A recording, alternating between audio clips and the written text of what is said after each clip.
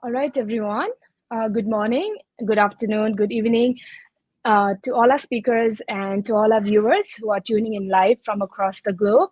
I'm Sakina Bhatt and I'm the moderator for today's panel. Welcome to the virtual event of Freedom Hour, an online event hosted by Asia Freedom Institute, a nonprofit organization that promotes religious freedom and democracy in Tibet and China. Today's panel, we will be talking about China's education policy in East Turkistan, Southern Mongolia, and Tibet, and how this policy is tied to the larger wave of repression in these three regions. This is one of the most important topics to be discussed, and I'm glad to be having this discussion with representatives of the three communities, the Uyghur, the Tibetan, and the Southern Mongolian. We have uh, Mr. Abdulweli Ayu, Uyghur linguist and former political prisoner. We have Dr. Gallo, Tibetan activist and educational sociologist. And we have Mr. Dugarjab El Hotala, founding director of Inter-Mongol Network. A very warm welcome to our dear panelists to AFI's discussion. And I would like to tell our viewers that I have kept the introduction of our speakers really short so that we'll have more time for our discussion. And before I start, let me quickly run you through the agenda for today.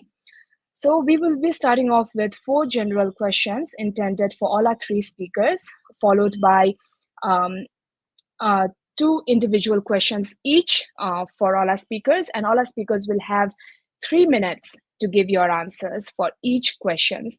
And I request our speakers to please stick to the time limit so that we don't exceed our time way too much and make it extra lengthy. So without further ado, I think I will start off with the first general question. And Mr. Abdulweli, I think I'll start with you, okay? All right, so the first general question is, can you briefly describe the current educational policies in the Chinese government towards the Mongolian, the Tibetan, and the Uyghur communities? What are the primary issues and what are your major concerns?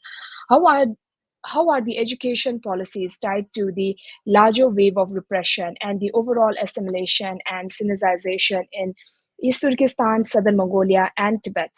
And how is the Chinese government justifying the current policies that seem to go against its own laws protecting minority languages and the cultural practices? Mr. Abdulweli, the screen is yours. Thank you. Thank you all. Chinese educational policy against the Tibetan and Mongolian and the Uyghurs, they are almost similar. Like like at the beginning since 1949 and for Tibet in 1959, they started bilingual education. It means that main educational language is Uyghur, Mongolian, and Tibet, but there are Chinese as a subject. But after like 1990s, especially for Uyghurs, it's 1992, and for Tibetan and for Mongolian, it's different time period. And it started another type of bilingual education. It means that natural science teach in Chinese, and the social science teach in Uyghur and the Mongolian and the Tibetan. And after 1997, it started another policy that like Uyghur students, they recruited in Chinese different schools in like 19 Chinese provinces. It started for Tibetan earlier, like Tibetan boarding school started like 1960s something. But for Uyghur, the boarding school started a little bit late. It's in 1992, and it reached its peak. It's in 2004, and every year it's thousands of students recruited to Chinese schools. And also inside, like in East Turkestan and in Tibet and in Mongolia, Chinese language hours increased, and then in 2004, Uyghur and Tibetan and Mongolian became one subject, and then other courses started to teach in Chinese. Like it means that from the beginning to 2004, like the ethnic languages like Uyghur and Tibetan and Mongolian become like the hours become decreased, and the priority become less and less. Now, in like when we if we use Uyghur as a case, like there is no Uyghur course in schools since 2016 September. Like Uyghur courses all banned, and another that like Uyghur like high school like college entrance exam, like the student cannot take in Uyghur, in Tibetan, in Mongolian. So like and then uh, the boarding school is our priority for Tibetan. I don't know about Mongol, but for Tibetan and the Uyghur, like boarding school is the priority for both of us, because like student, if even they have like most of the courses in like all of the courses in Chinese, but if they can stay at home, they will learn their own religion, their language, their culture at home. But the boarding school is really dangerous, because I met 6 Uyghur kids. They came in 2019, 2023, and 2024 this year. They went to boarding school. The 6 of them, that they forgot their language completely. I met them. They forgot their language completely. So now I think for Uyghurs and for like Tibetan, the boarding school is our priority, and we should fight to stop this boarding school issue, because it will wipe these languages out. It will dangerous for both Uyghur and Tibetan. Maybe it's Mongolian, I don't know about that, but it's priority for Mongolian and Tibetan right now.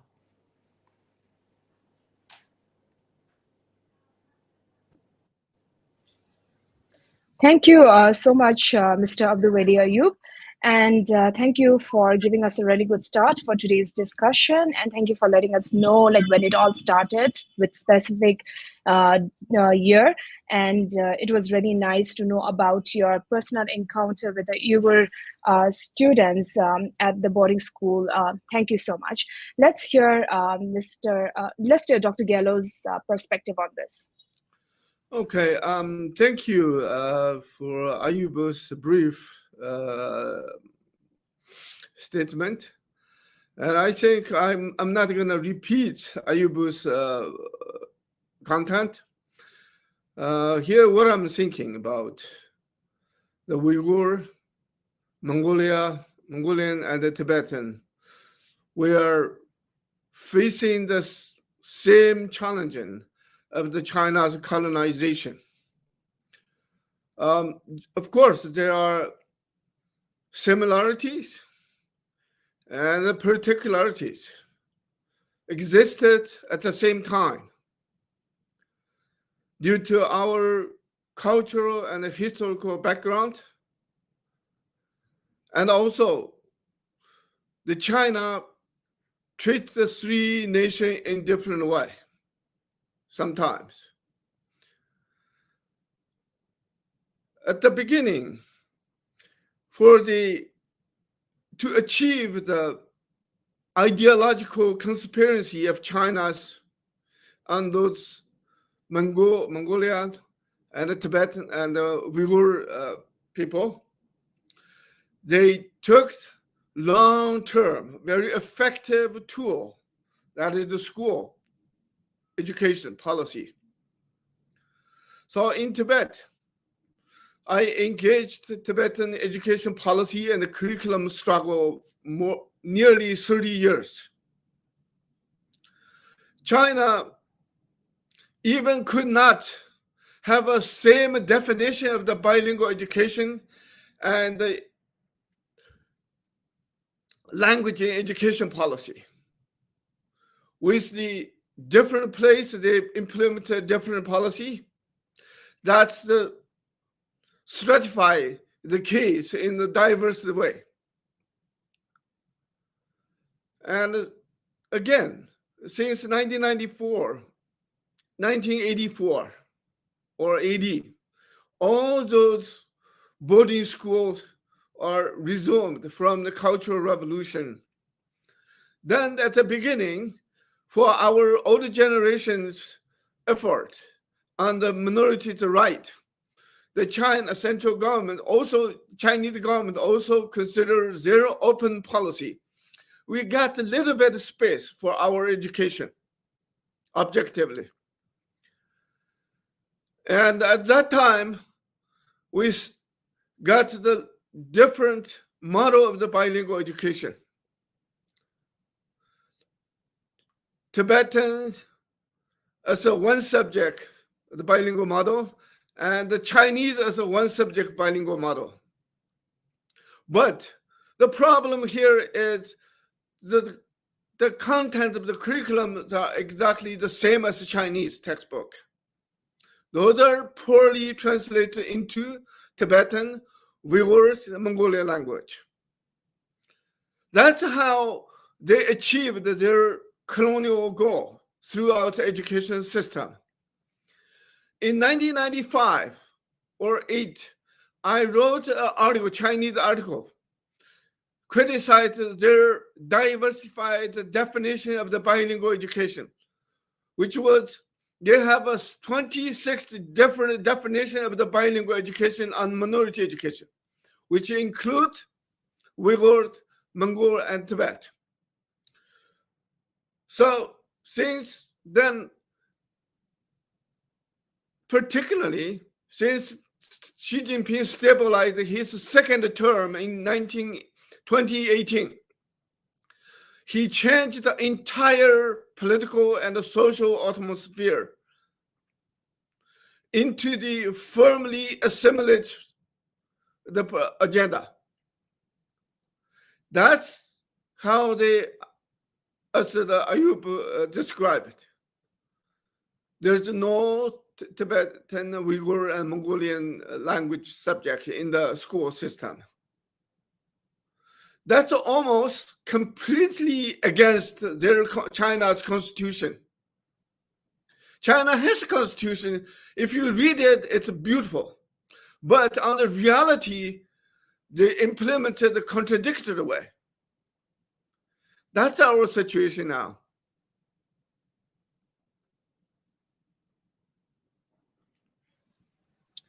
Thank you so much, Dr. Gallo, for speaking about how China is going against their own laws and how they are not implementing what has been written in the law. Thank you so much. And Mr. Dugurjab, let's hear your perspective on this.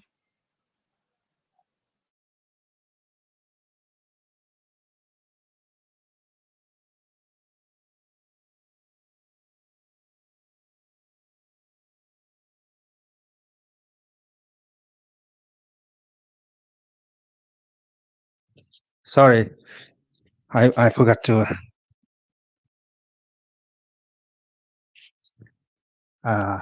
turn my mic on.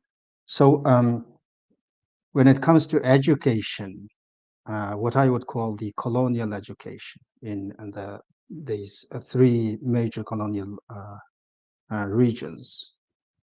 So more than being education, the ultimate and the highest goal is assimilation.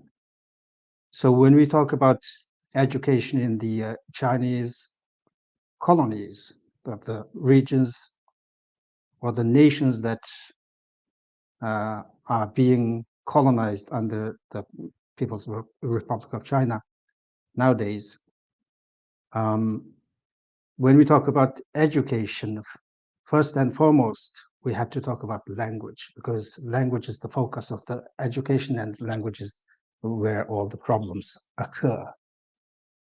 So we hear the term bilingual education a lot in Chinese, the Chinese speech, especially of lately. The time I started hearing this term was probably in the 1980s, but not as frequently as today. The more they talk about bilingual education, the less our languages are actually promoted. So I would say the real goal of bilingual education is monolingual education. So although in different regions they are talking about bilingual, okay, in Tibet they're talking about Tibetan and Chinese, Uyghur and Chinese, and in Mongol regions it's Mongolian and Chinese. But the real goal is to get rid of the other language and furthering the Chinese language, and the other language will step by step will be phased out. Same in Tibet, same in Mongolia, same in Tibet, same in East Turkistan. That is the large, the overall similarity, but there are uniqueness in each region. For instance, in the example of Mongolian regions, there are historical regions because the Chinese, because of the geographical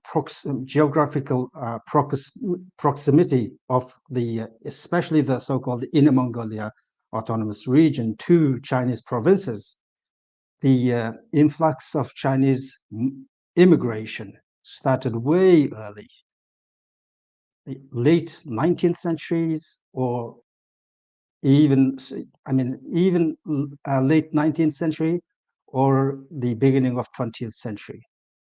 So the Sinicization among these three regions, the Mongols are actually at the most seriously affected.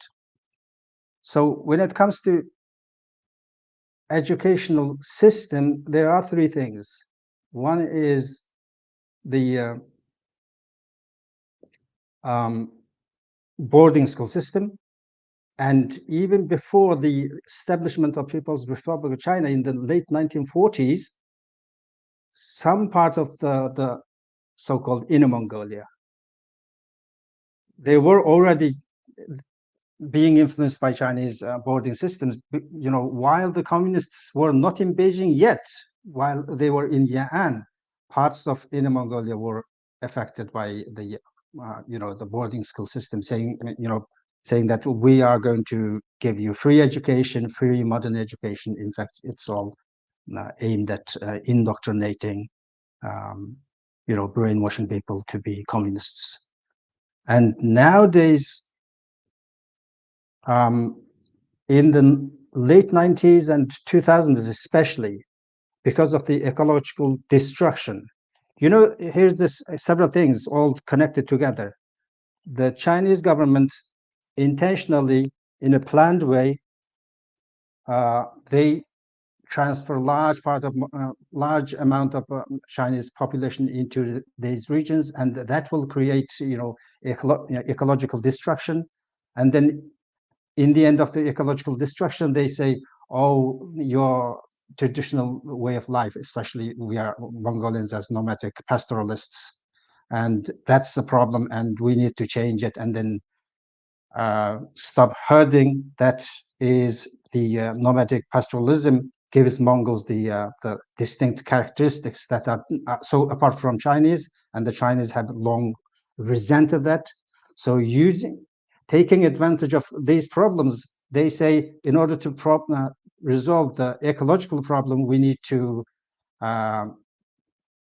move you out of the urban areas. You need to concentrate in towns and cities. And that way, with that excuse, they close down the Mongol school, and then either close down or integrate them, combine them with the existing Chinese schools.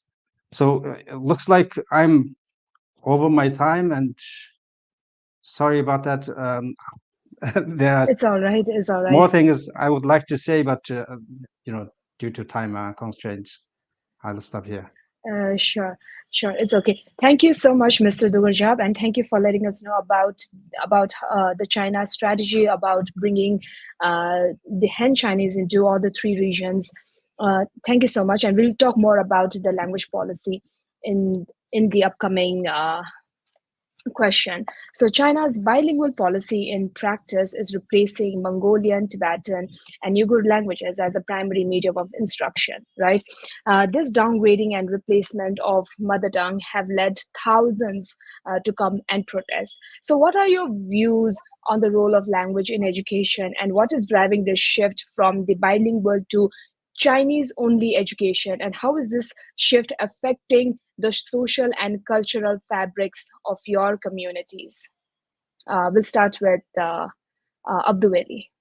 Mr. Abduveli, the screen is yours. Yeah, like I want to stress one point that in East Turkistan we have Mongolian, and so like when Uyghur education restricted, at the same time Mongol education also restricted, and when Uyghur courses deleted from the curriculum, and the Mongolian also deleted from the curriculum. So like Uyghur situation is representative for like Mongolian and the Kazakh and the Kyrgyz schools as well in East Turkestan. Yeah, like this, like especially 2004, like the Chinese so-called bilingual education change it into like monolingual education, and Uyghur is just Uyghur and the Kazakh and Mongol also just one of the subjects. After this language policy changed, it affected people's thought. People sent their kids to pure Chinese school, and they started to move big cities to send their kids to pure Chinese school. Because of like in a rural area and in urban area and in like Uyghur dominant cities, even Chinese government implemented that multilingual policy because of the teachers, because of the equipment. They could not reach the goal in a short time, and people, the kids were suffered there because of there is education in Chinese, but there is no enough teacher, there is no enough book to support, and because of that, people moved to big cities to provide their kids higher, the good education, and then the signification become so overwhelming and so become so popular among Uyghur community. This is the first. Second, self-confidence, like Uyghurs' self-confidence become weak, and the Uyghur books also not sold really well. It's because of education policy change. The Uyghur books publishing industry also influenced. Not also in like publishing industry, this media, like the Uyghur movies and the Uyghur film series will not produce anymore because of there is no enough market. So like it just like a chain, one part blocked, and it influenced other parts of Uyghur society. And like I can make one example that like in 1998, we have in Kashgar, we have 12 bookstores, private bookstores. But in 2008, it left like half of them, like 6 survived, others are closed. It's because of the education policy. Thank you. Thank you so much, Abduveli. We'll move on to Dr. Gallo. Dr. Gallo, let's hear your perspective. Okay. In terms of the language policy shift, I think different time they use a different strategy to minimize the practice of the language in the society of Uyghur, Mongol, and Tibetan society. For me, from a sociological perspective, I think they did three type of the constraints being implemented in the three regions. First, material constraint. Second, the structural constraint.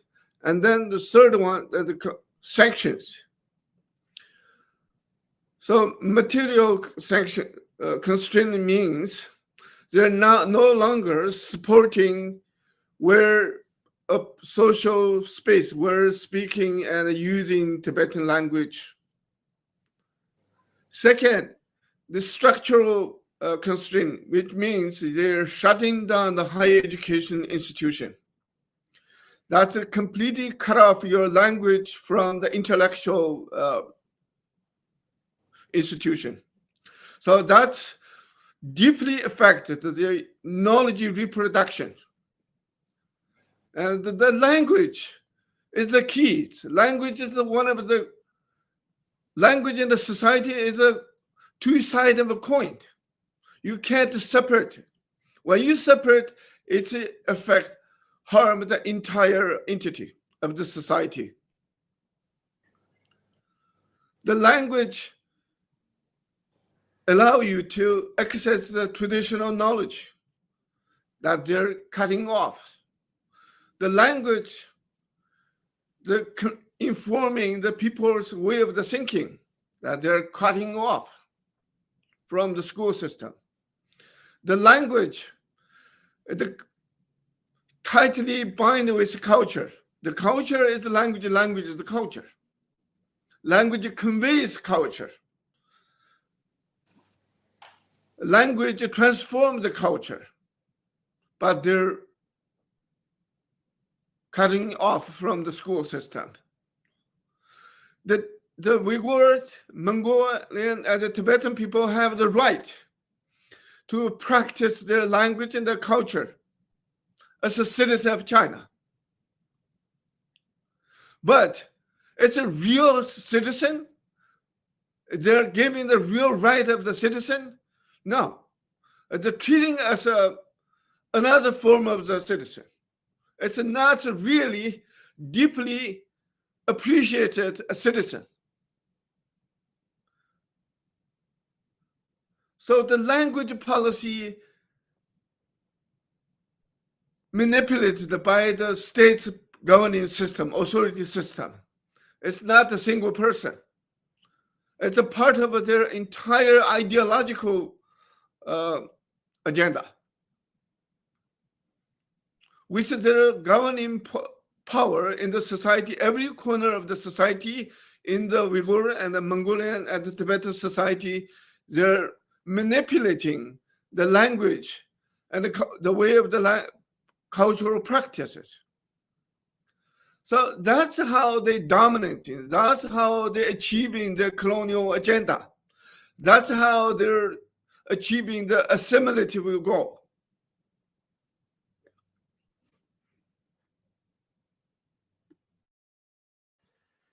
Thank you so much, Dr. Gallo. We'll move on to Mr. Dugarjab. Let's hear your perspective.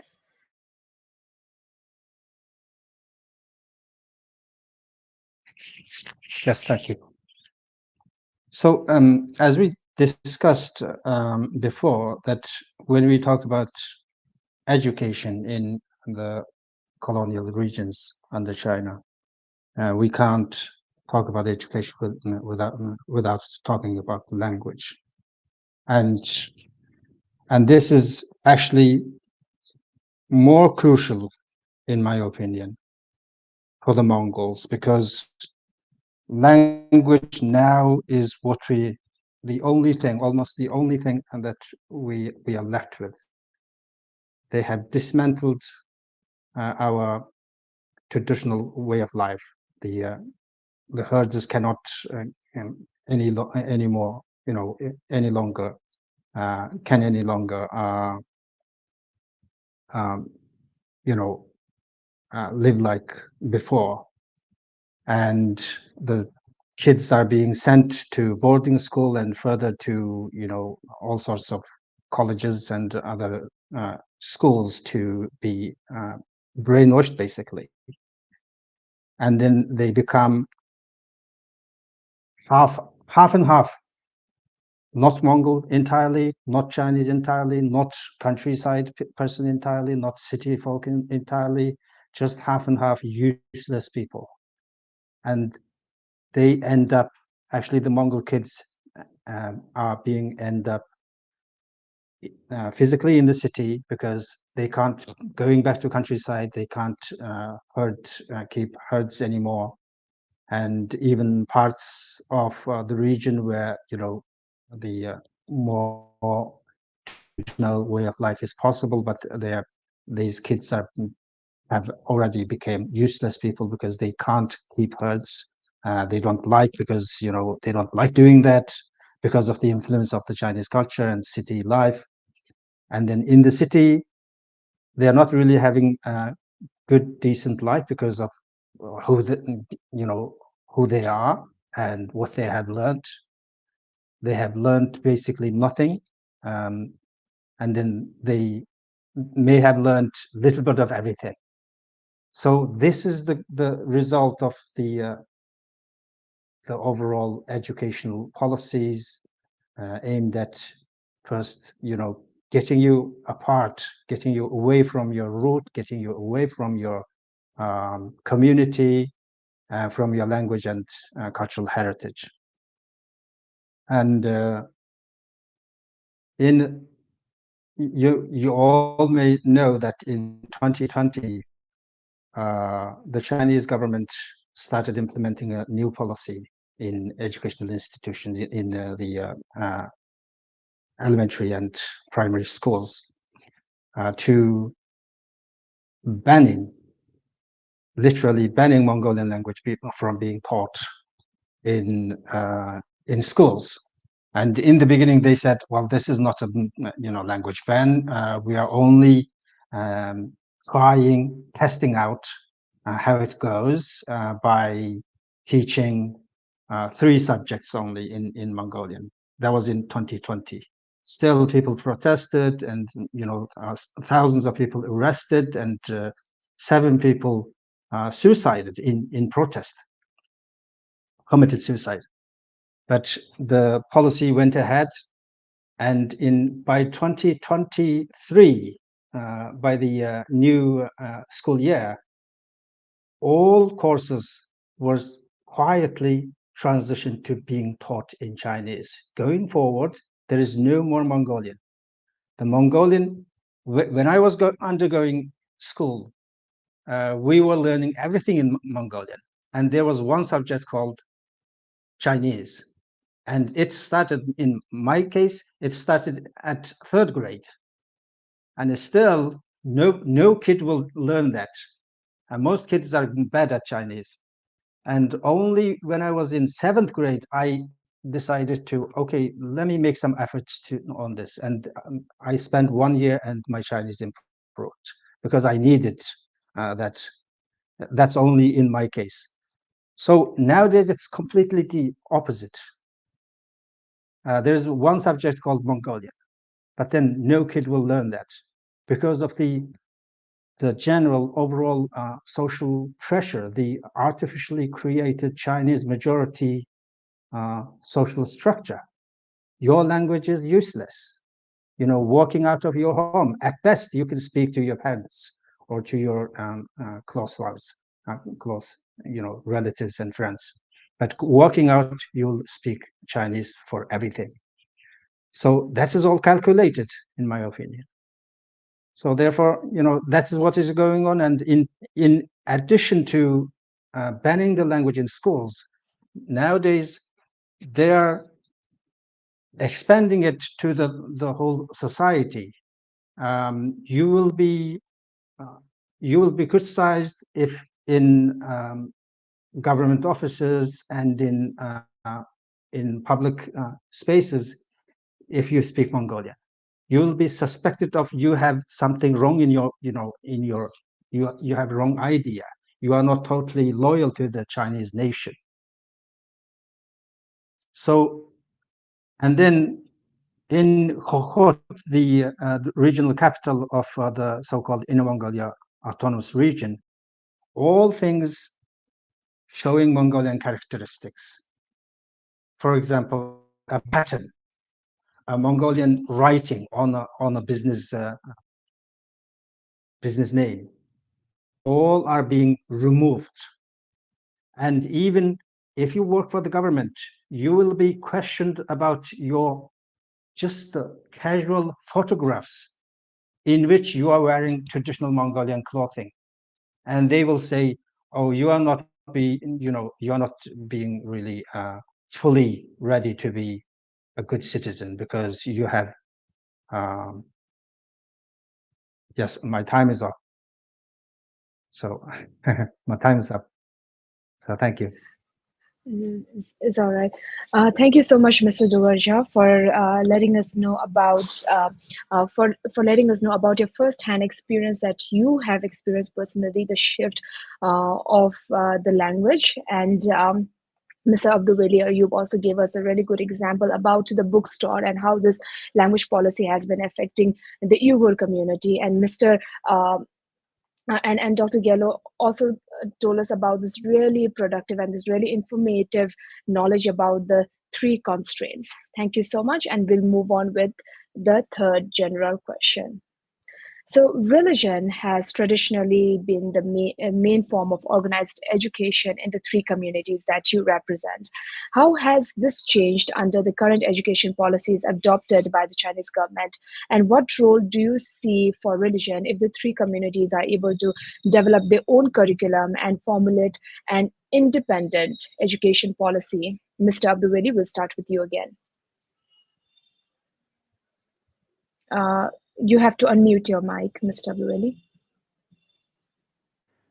Could you repeat your question? I didn't really get what's the meaning.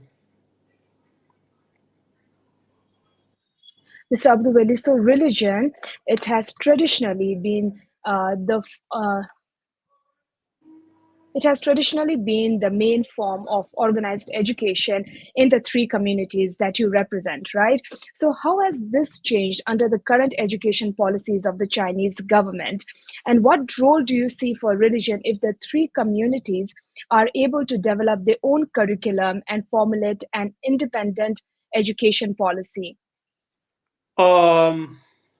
Actually, it is, but in the reality, it's not. Because for Uyghur and for Tibetan, religion is important for Uyghur identity and the Tibetan identity. It's also Mongolian. It's also important, but religion also strong challenge to Chinese authority. Yeah, for 3 nations, the religion is important. It's core their identity. But for Chinese government, it's different story. It is the main enemy of the state. So like after this, like it is also like from this language policy and this religious policy are related. Like when Uyghur or Tibetan or Mongolian restricted, their religious practice also restricted. When their lifestyle, for example, Tibetan lifestyle and Mongolian lifestyle and Uyghur lifestyle forced to change, the religion also forced to modify, forced to like sinifies, like serve to communist state or socialist country or something like that.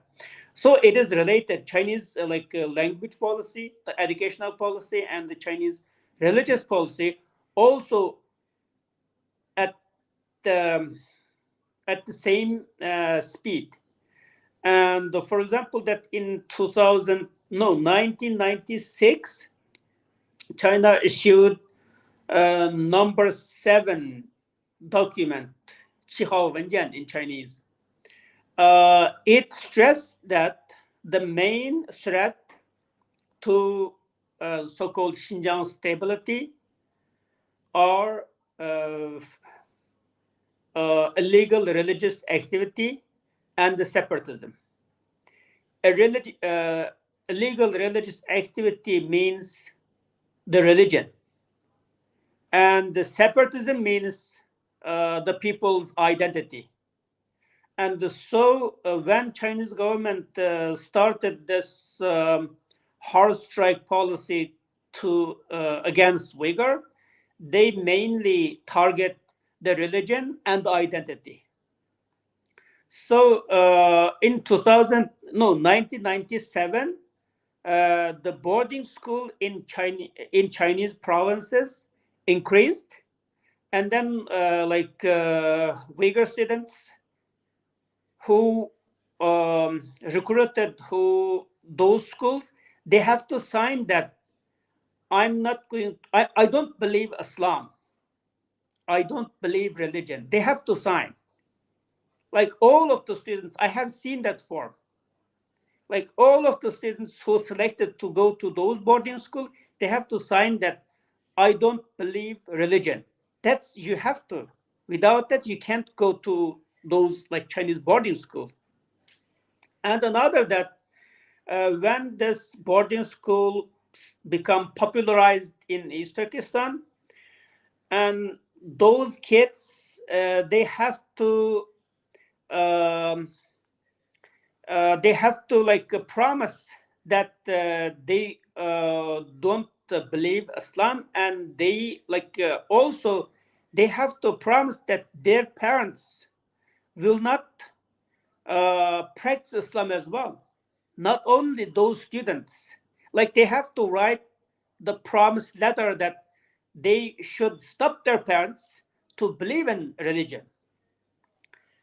And another that because of Uyghur, we use Arabic alphabet, and in Chinese government, Arabic alphabet related to Quran, the Islam holy book. And then when this language restriction started, those books in Uyghur script also started to ban, because of the religion and scripture is related. It's the same scripture. So religious oppression directly influenced to language oppression. And the third point, that because of the people cannot, especially since 2014, people cannot practice their religion, and they started to read those books about religion or the books with the religious content.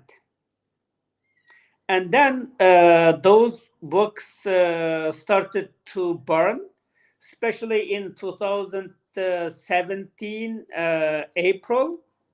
In East Turkestan, Chinese government search house by house, burn those books written by Uyghur imprisoned writers. Now, according to my study, there are 126 Uyghur writers imprisoned, and their books also burned. So the language policy and the religious policy is related, and the language oppression and the religious oppression also related, and it is at the same level. One increased another, so it's really in connection. Thank you. Thank you so much, Mr. Abdulweli. We will move forward with Dr. Gello. From my point of view, religion has a multiple function in society. I think it's similarly with the Uyghur society and the Mongolian society, particularly Mongolian and the Tibetan share the same Buddhist tradition. The religion is a part of a way of the life. Religion is the content of their spirituality. Religion is the way of the cultural practices. In Tibet, I call this, there are multifunctional institutions of the monastery. The monastery plays a key role in practicing and reproducing the knowledge. That also supports two levels of micro and macro social structure. That's not this subject. I'm not going to go detail about that. But when you see the religions, the fundamentally supports human who have a strong morality, obey the morality. That's why in Tibetan society, we have people have gently obeyed our cultural rule, the traditions, everything. That's why because our society is very gentle. When I was young, I clearly remember nobody locking the door in the village. It's so peaceful. But now you have extra lockers, still not safe. That's the consequence of the removing the religion from the social sphere. And to Chinese government or the CCP system, they don't want to see any authority system coexisted beside them. But the religious organization and the religious institution plays that role. So when in Mongolian and in Uyghur and in Tibetan society, the religion plays a key role in their social life. Therefore, they have a religious authority system. But the CCP and the Chinese government doesn't want to see this. Any alternative authority system that coexisted with them in the society. But our people want it, our people need it. But they have a power. They're now firmly implementing the so-called patriotic education law. And they're legalizing the repressive action on the religious institution and the religious life. That's all about. Religion, as Chairman Mao before said, religion is a poison. He said that to His Holiness Dalai Lama when he was in Beijing. Is it really the religion is a poison? They see the poison because they don't want to see any authority system existed beside them. That's how religion became a poison from their perspective. So of course now the entire social environment, cultural and the political environment is under such pressure that religious is a key part of that.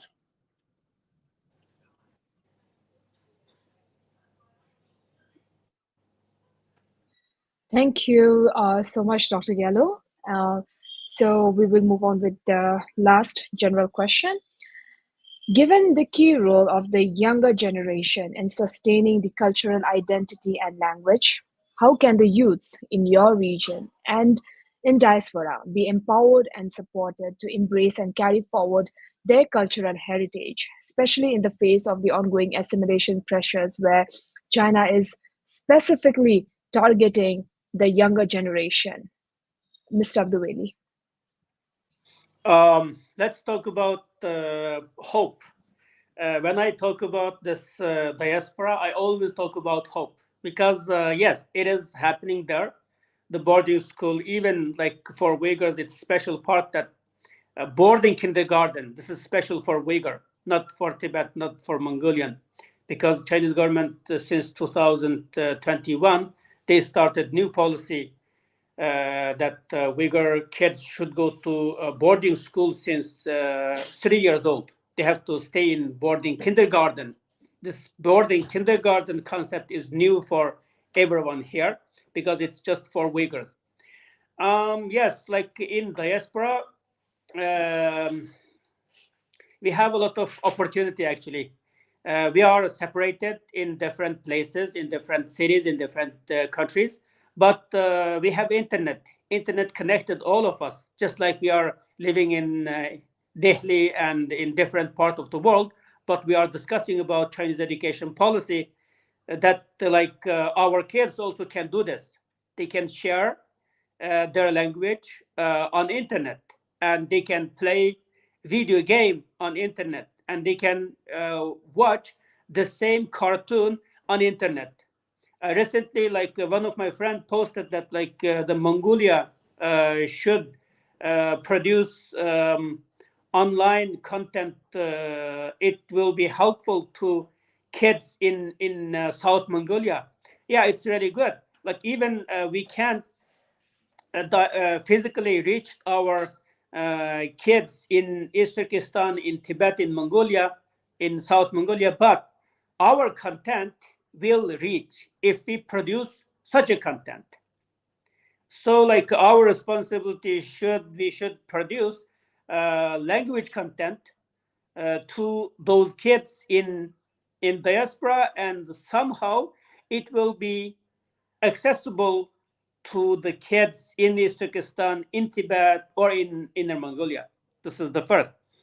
Second, we can develop some apps, some language learning apps. For example, we tried one in 2022 for for Uyghur learners, for beginners. It was welcomed by parents in diaspora, and I can't say but most of the people who download not from outside of China, inside of China, they downloaded those apps inside of China. They even found a way to do it. So, like second, we can develop like language learning app, cultural practice app, or something like that. And the third, yes, it is Uyghur books and the Mongolian books and Tibetan books banned in China. And we can encourage our writers in diaspora to write in Uyghur, in Mongolian, in Tibetan. I think we should have a scholarship for those writers. Like Sri community, we should think about this. We should support those writers who write in their national language, like Uyghur, Tibetan, or Mongolian, because of in diaspora, it's really hard to any ethnic Uyghur or any Tibetan or Mongolian to write in their own language and to support themselves. So we should have an organization, or we should have a special funding to support those writers to produce this language content. And the fourth, we should have something like language Olympic or something like that. We should encourage those kids to come together to compete each other to speak that language, speak like Tibetan, speak Uyghur, and speak Mongolian. And the fifth, that this is the testing point for every one of us. Do we really love this language? Do we really love this culture? Yes, if we do, we should work something, we should do something, we should show that yes, it is oppressed in China, it is demolished in China, it's banned in China, but we are here. We are doing this, we are promoting this, we are keeping those language alive because we are here. So like these points are testing, these points are asking questions for us. So like if we are honest, if we speak from our heart, we should take those steps to keep those languages alive. Thank you. Thank you so much, Mr. Abdulweli. And I would like to ask Mr. Dugurjab to please respond to the third question regarding religion. Apologies, we have missed your perspective. So the screen is yours, Mr. Dugurjab. Thank you. So, in terms of religion, as for now, I would say that Tibetans and Uyghurs have actually better advantage because, you know, religion, the destruction to religion in all these three regions, what the Chinese have done to Mongols is the most serious. As a result, nowadays you're talking to Mongolians, especially younger generation of Mongols. Most of them would claim that they have no religious beliefs whatsoever, and even some are actually quite antagonistic toward religion, because of the the decades-long brainwashing propaganda and the generation by generation going through Chinese educational system. They have the idea of the religion as poison, but in a different way, saying that the Mongols were made weaker compared to the Genghis Khan's time because of the Tibetan Buddhism. The Tibetan Buddhism pacified Mongols in spirit, and eventually, consequently, Mongols became weaker. It has some points, but all in all, it's not correct. So that doesn't mean that the Mongolian Buddhism or whatever other religion there may be, because there are Mongols who believe in Islam. There are Mongols who believe in Christianity, although they are not the majority, but there are such things. And the overall majority of Mongols still at least identify as cultural Buddhists. So it's all seeped into your identity, into your language, into your cultural tradition that built up.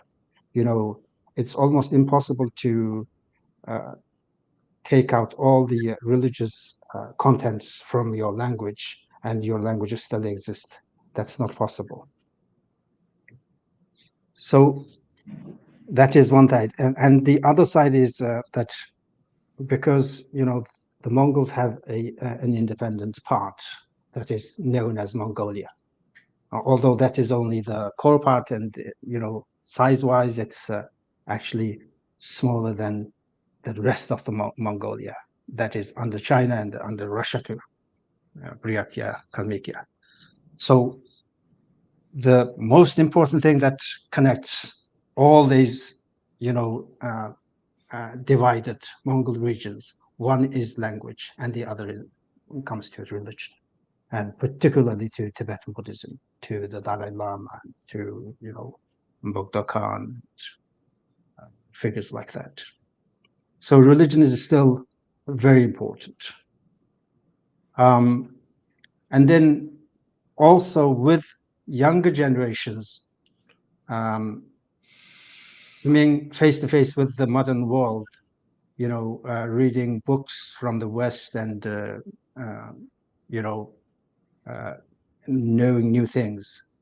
Some people, some younger generations are actually, coming into new realization that all the education about what religion is and what religion does that we were taught about was actually not correct.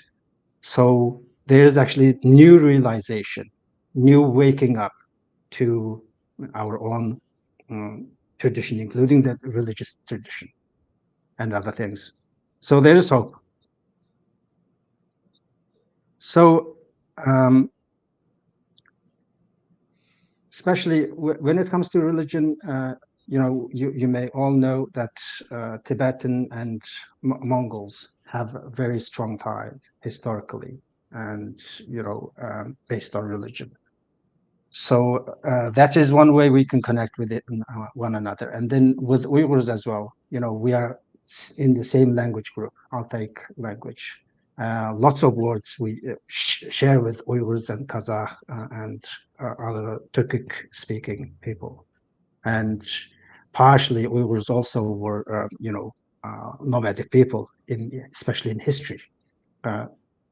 And Tibetans have similar lifestyle as well. So there is a way, that is one of the ways we can connect with each other, unlike the Chinese, So it's very important to me, even though some people being non-religious, that doesn't mean religion is not important. It's still very significantly important for the Mongols as well. Thank you.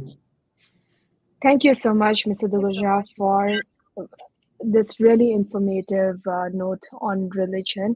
And so we will move forward with the fourth individual question.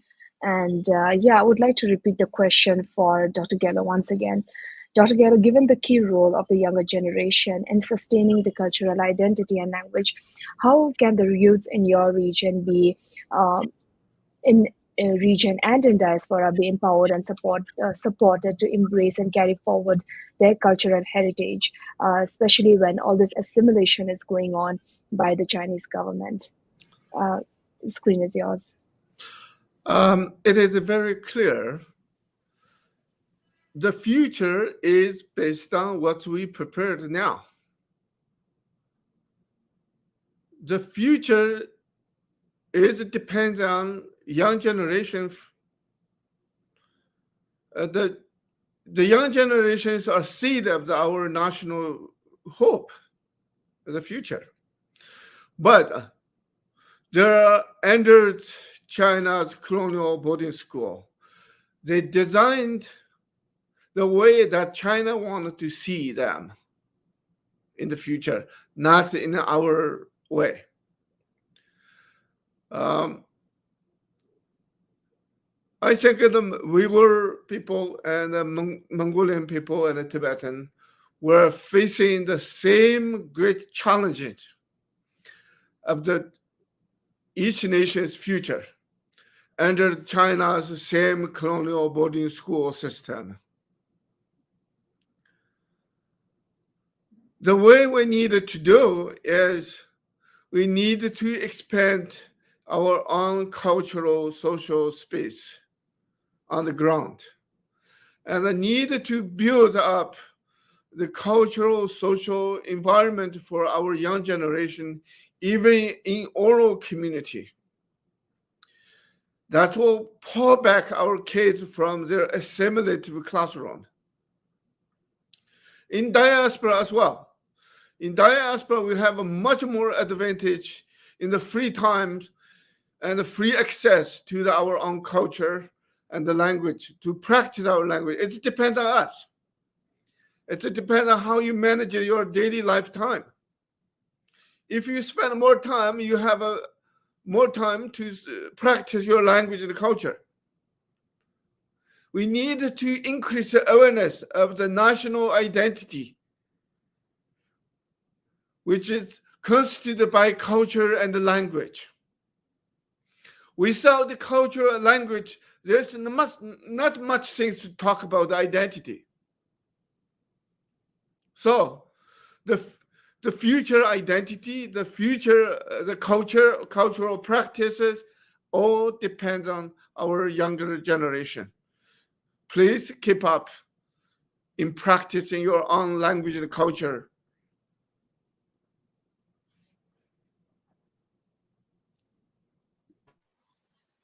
Thank you so much, Dr. Gello. And I would like to, the next question is for Mr. Dugurjab. Mr. Dugurjab, if you are there, can I please hear your perspective on the youth? Mr. Dugurjab? I think Mr. Dugoja will take quite some time, so I would like to move forward with the individual question to Mr. Abdulweli Ayub. And due to our time constraint, I think I will have to merge the first and the second individual question to Mr. Abdulweli.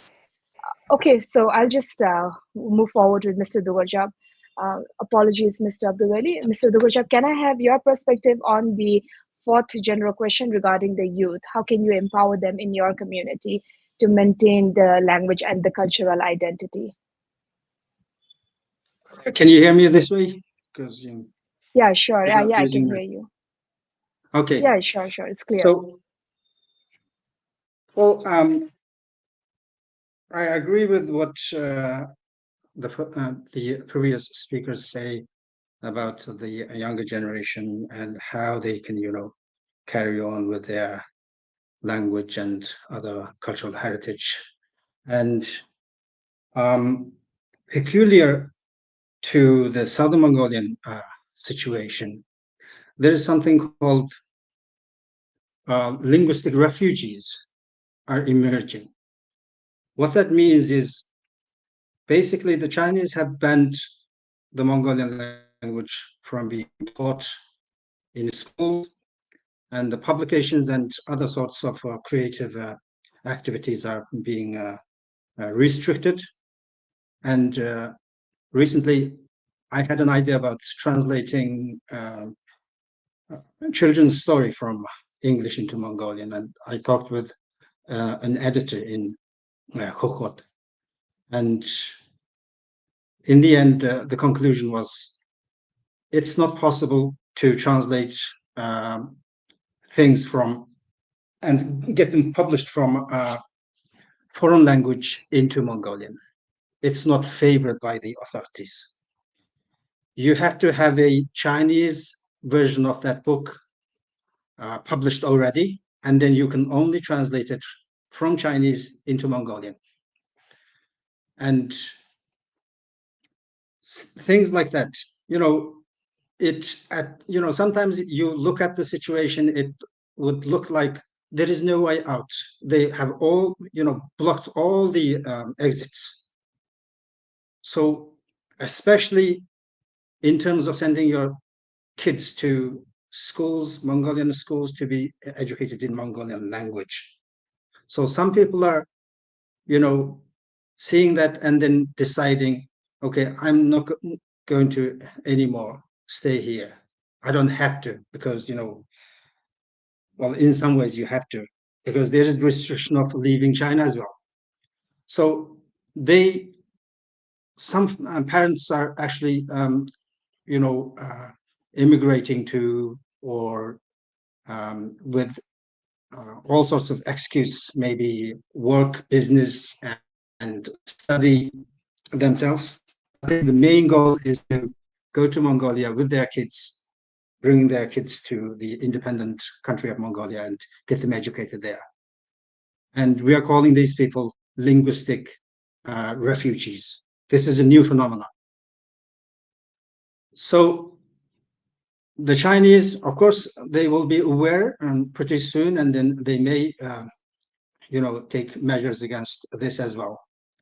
So that's one way of, how to carry on with our language and traditional culture.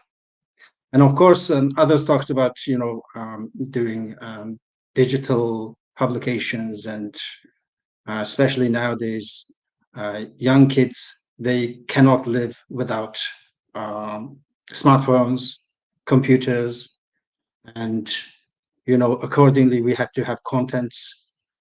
And then when it comes to Mongolians under China, there are contents, all sorts of contents available in Mongolia, and then the Chinese are also, taking measures against people taking those contents directly from Mongolia and republishing it or spreading it in southern Mongolia, because they are afraid that those things can, to them, the negative effect can have negative effect on Mongolian kids. So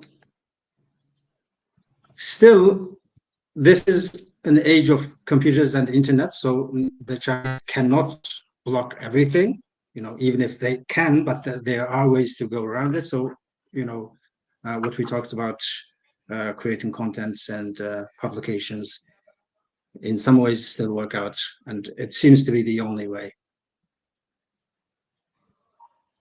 Mm-hmm. Thank you. Thank you so much, Mr. Dugarjab. And I really wish I could hear more about your insights, but due to time constraint, I think we'll have to even limit the individual questions. And I think I'm going to merge the two individual questions into one. And I request all our speakers to please keep it short and and not exceed it so much, because we have already exceeded our time limit. So without further ado, I'll start with Mr. Ayub. So Mr. Ayub, you have been educating the Uyghur children in the diaspora community about their culture and identity through your storytelling, right? So could you elaborate on how your writings, which has tales of homeland and heritage with the realities of life in the new countries, contribute to maintaining cultural awareness among young Uyghurs? And what feedback have you been receiving from the children and their parents about the effectiveness of your books in fostering a sense of Uyghur identity? Also, I would like to know, and because you had been putting a lot of effort in promoting the Uyghur language and culture, right? And you were even arrested for that. So can you also tell us what kind of risk do people have to go who oppose this policy, who oppose this Chinese policy, Mr. Ayub?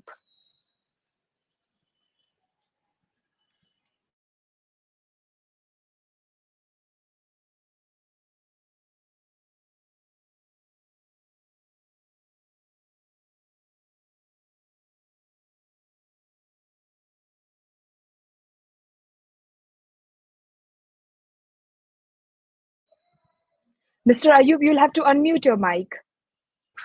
Oh, sorry about that. Yeah, it's all right. Like in China, those language activists paid serious price, and we are alive. Like I know another Tibetan language activist also arrested and sentenced, but we have 3 Mongolian teachers. They suicided. It's really sad, to protect the language. And like we are still outside, we are promoting this language. Like I'm doing this to instruct mother language teachers around the world, and encourage mother language schools around the world. And also I'm writing books for kids. It is really hard to write the book for kids in diaspora, because they are living in different countries and they are living in different cultural background. So like it is challenging that how do you create their uh, national identity, and also how do you take their cultural identity in account, because kids are growing up in the United States. You can't always talk about Uyghur. You can't always tell Uyghur story to them. You need to put something from the United States. And for example, that kids grow up in Europe, like you can't always talk about Uyghur fairy tales or Uyghur heroes or Uyghur like scholars' story. And you should put something about their life. So it is really challenging, because like the motherland is far away from them, and the culture in the motherland also far away from them, and it's hard for them to imagine their culture that far away from them 1,000 kilometers. So it is a real challenge how to put this present culture and the culture they had in their motherland. It's the challenging part. Another part that because of we have uh, separated the community, and it's really hard to send those books. It's really expensive, like because it's not a business. No one do it as a business. You should do it as a volunteer, as something like non-profit. But the the the price is really high. Like if you write, and then someone who should illustrate, and someone should publish, and someone should send. If you write in English, no problem. There is a publishing company, there is a distributor, there is a bookstore. But like if you write in Uyghur, in Tibetan, in Mongolian, it is hard because there is no like publishing houses, there is no distributor, no one making money from those languages. So this is challenging. And the third part, because of like the contents in English in major languages, it's colorful, it's really good, but in the contents we created, tell you the truth, it's not that good, because we are just few people and we create very few contents, and it's not that competitive for their English language books, or like German or French language books. But we are trying, and I have finished my 9 children books already, and I'm preparing another 5.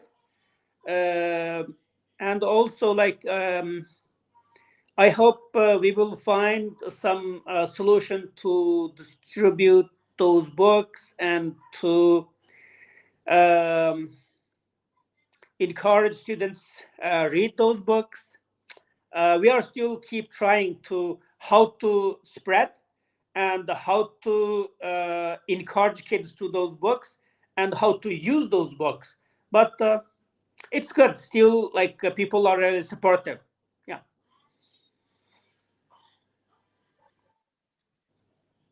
Thank you. Thank you so much, Mr. Abduveli, for sharing your perspective. And without further ado, I will move on to Dr. Gallo. Dr. Gallo, you have mentioned that China's mandatory boarding schools would destroy Tibet's culture and identity if they are not stopped, right? But this this policy is not new. It all started during the Cultural Revolution, where the government had banned the teaching of Tibetan in many schools. So could you share your insights on the anticipated long-term impacts of the children's psychological well-being and cultural identity? How do you envision these influences shaping their sense of self and their connection to their heritage as they mature into adulthood? And you've also mentioned about how you have visited over 50 boarding preschools in Eastern Tibet for 3 years, right? And can you also share with us what kind of consequences that you had to face when you had raised your voice against this policy? Dr. Gallo, the screen is yours. Thank you for raising this question. I think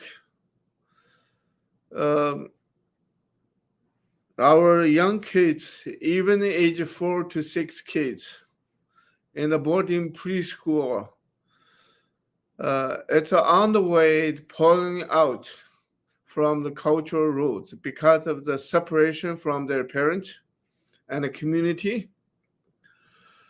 I spent a 4-year summer, did the field work and visited more than 50 schools. I think all those dialogue with the different people, parents, school teachers, principal, community members, are affiliated into the conclusion of our own young generation in the way that's going to disappear in the future culturally. If we'll not be able to stop it, or we will not be able to reverse the policy. That's I think within 15, 20 years, it's going to end. The 4,700 years history of the Tibetan civilization going to end up there. It's quite serious things. So I published the two material Tibetan culture-based reading book from grade 1 to 6 when I was in Tibet. Now I think it's time to revise it to distribute to diaspora community, Tibetan community, to share the same knowledge with what they have had before inside Tibet. They needed to build up the same psychological foundation and the cultural value. That's so important to tie them in the future in the same psychological foundation.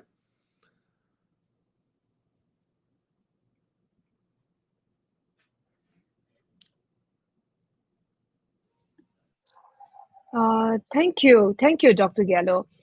So, Mr. Dugarjab, since you have already mentioned regarding the commonality, comparing the education in the southern Mongolia to the Tibetan and the Uyghurs, I would like to move directly to the second question for you. Mr. Dugarjab, you have witnessed the first-hand changes in southern Mongolia, and you have been a vocal critic of the policies imposed there, like Dr. Gallo and Mr. Abduveli.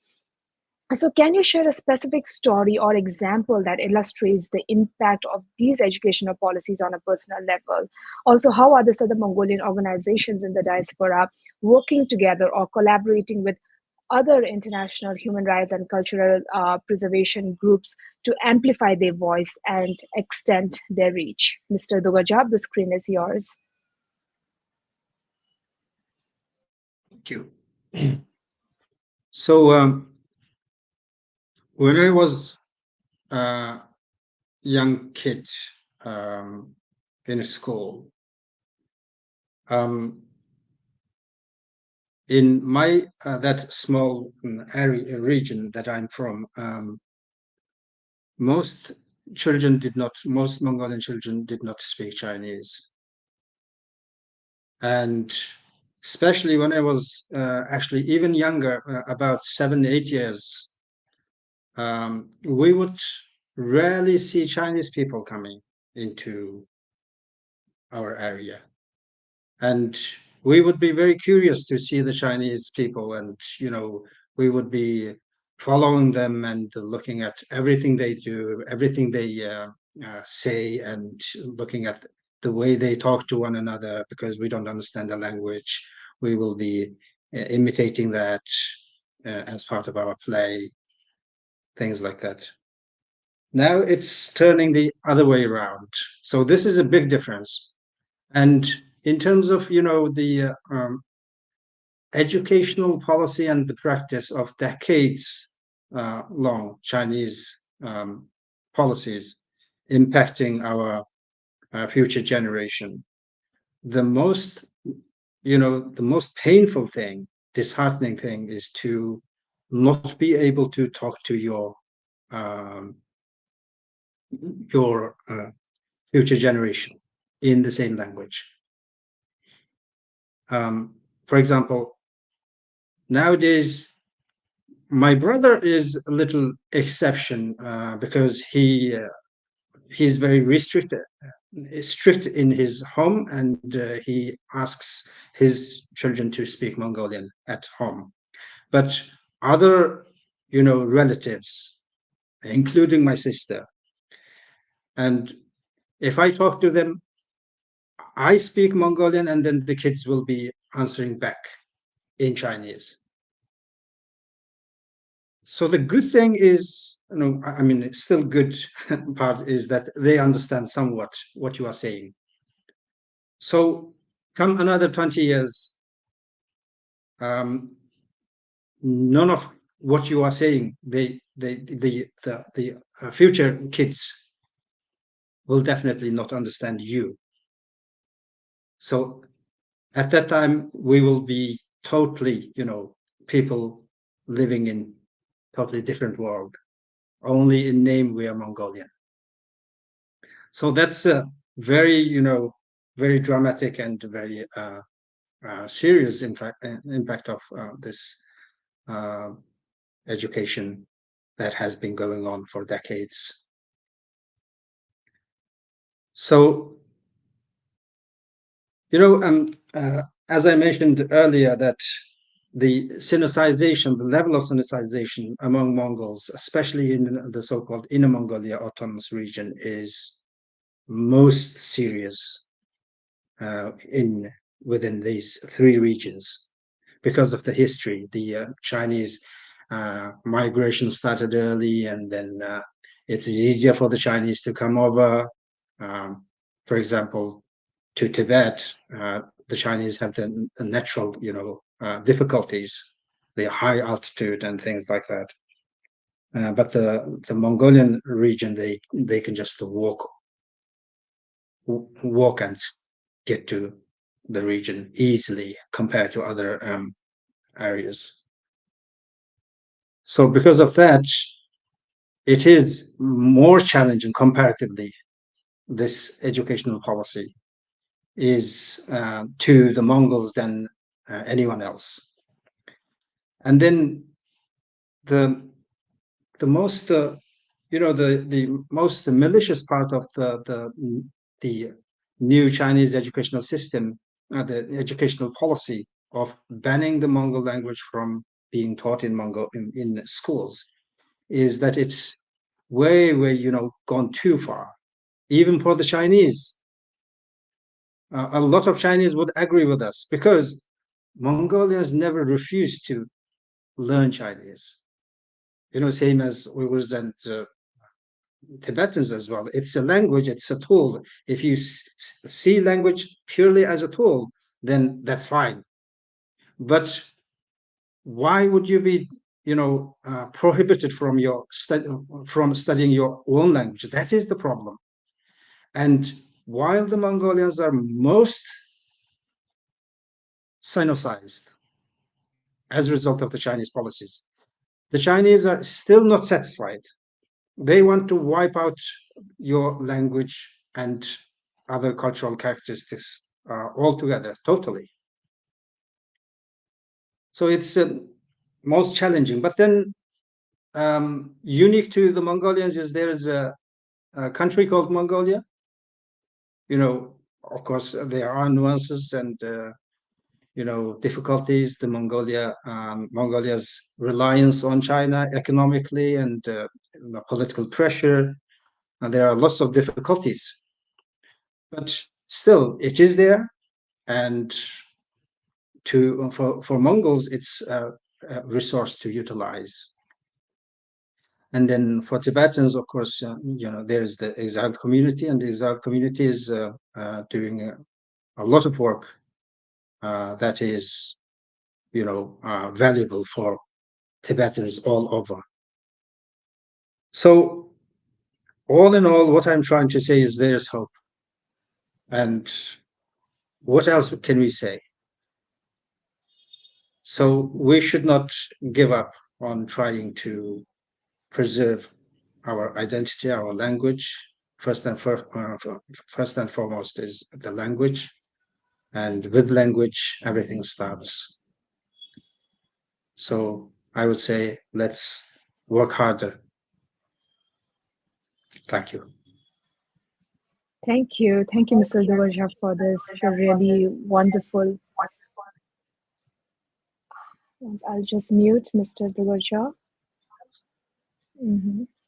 Okay, thank you, Mr. Dugurja, for this really wonderful ending to our discussion. It has been a really long one, but I'm really glad that we could get the comprehensive information regarding China's education policy in East Turkistan, Southern Mongolia, and Tibet. Thank you so much, everyone. And as we conclude today's enriching panel discussion, I would like to extend my heartfelt gratitude to our esteemed speakers, Mr.